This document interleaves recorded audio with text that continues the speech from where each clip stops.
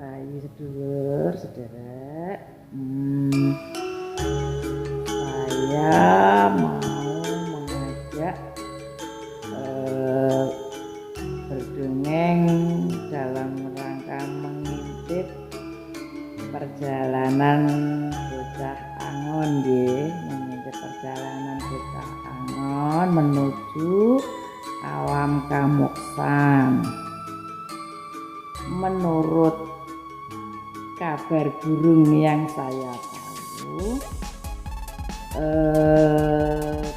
awal ketika bocah angon ke alam kamuksan adalah ketika bocah angon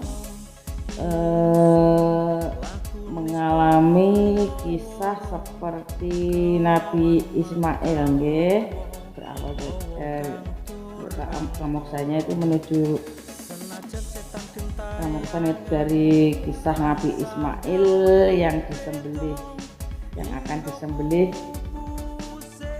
Nabi Ibrahim.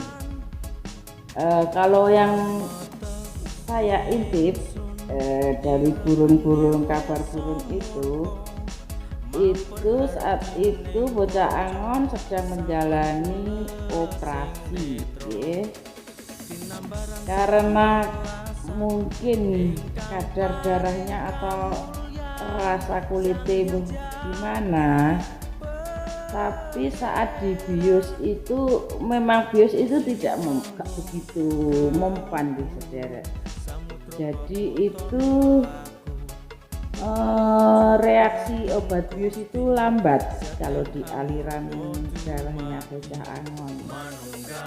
Nah, saat pisau bedah yang tanpa bertanya dulu sudah sakitnya masih bisa dirasakan atau enggak, kulitnya bisa merasakan atau enggak, pisau bedah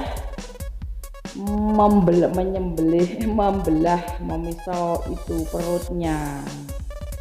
Ketika menjerit kesakitan, kaget, lalu dibius total. Padahal itu kan dilarang kalau di dunia kedokteran, kalau nggak salah langsung bius total begitu. Terus menurut kabar itu di komputernya itu garisnya juga sudah lurus gitu. Ini ya sudah menutup. Naik ketika menuju naik mungkin ke angkasa ke alam kamuksan itu di sana hanya ada berupa awan-awan putih bercahaya, semuanya serba putih dan serba bercahaya. Dan di sana banyak cahaya seperti kunang-kunang itu banyak, mungkin ribuan atau apa, ada yang besar ada yang kecil gitu katanya itu ada yang seperti lampu bermuat cahaya terang sekali itu, tapi semua serba putih bercahaya.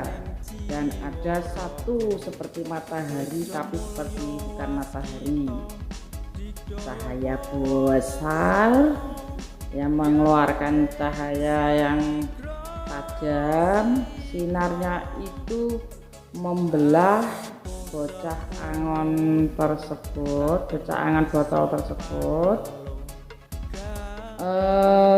dari atas ubun-ubun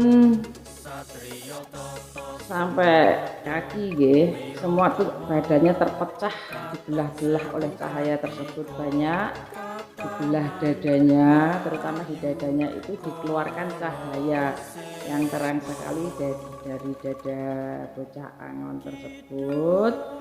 Lalu oleh satu cahaya besar yang keluar dari tarikan cahaya matahari itu membawa pergi cahaya, atau mungkin itu ruh sederek cahaya tersebut dibawa pergi, disucikan. Semua cahaya-cahaya kecil itu bawa pergi cahaya dari dada bocah angon, seperti dimandikan atau dikuduskan, begitu kabarnya begitu. Lalu setelah cahaya tersebut mendatangi lagi bocah angon yang sudah terbelah-belah, tapi sudah bentuknya seperti apa, tapi dia merasakan mungkin bocah angon sendiri itu juga merupakan sebuah cahaya, nggih. Cahaya yang besar dan kelompoknya tadi seperti sebuah tangan mengembalikan ke badan bocah angon, tapi berubah menjadi dua cahayanya, yaitu warna keperakan yang satunya. Berarti dalam tubuh bocah angon tersebut berarti tiga ya cahaya otentik, cahaya asli yang masih bersemayam ketika cahaya tersebut diambil dari tubuhnya satu, lalu kembali dua, yang satu cahaya putih bersih cerah, yang satunya lagi masih berwarna perak bercahaya berkilauan. Dan mungkin berarti kan tidak disebutkan tadi ya, berarti kan bisa melihat merasakan juga kan di sana hanya berupa cahaya-cahaya.